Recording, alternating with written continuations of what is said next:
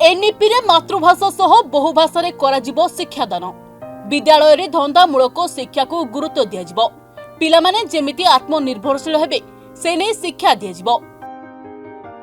नूतन शिक्षा नीति रे प्राथमिक शिक्षा क्षेत्र रे सुदृढ़ भित्तिभूमि सृष्टि और गुणात्मक शिक्षा उपरे गुरुत्व प्रदान कराजिबो।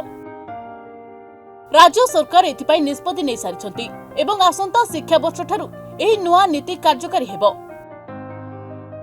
पाठ्यक्रम रे ओडिशार गौरवमय इतिहास ऐतिह्य और बरपुत्र मानक विषय रे स्थान पाइबा आवश्यक।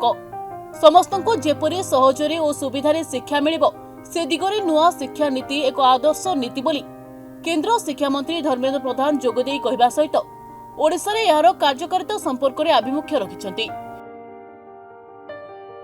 जातीय शिक्षा नीति और राज्य शिक्षा नीति एक रूप नै ओडिशार पिलामानंकर उज्जवल भविष्य निर्माण करिबो।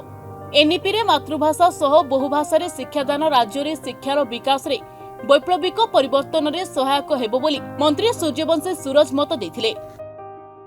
जातीय शिक्षा नीति रो प्रणयन मातृभाषा रे शिक्षादान व्यवस्था को आहुरी प्रेरित करिछि, आहुरी गुरुत्वारोप करुछि।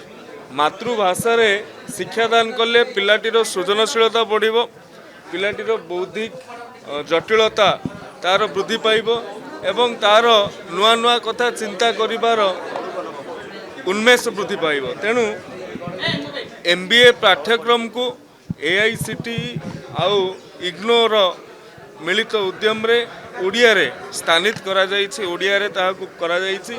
ये एक बहुत बड़ कथा। प्रथम भारतीय भाषा भाव रे ये इंग्राजी परे यह ओडिया रे अनुवादित करा जाइछि। एही अवसर रे यह निश्चित भाव में समस्तंकर काम रे आसीबो बोली म आशा और विश्वास रखुछि।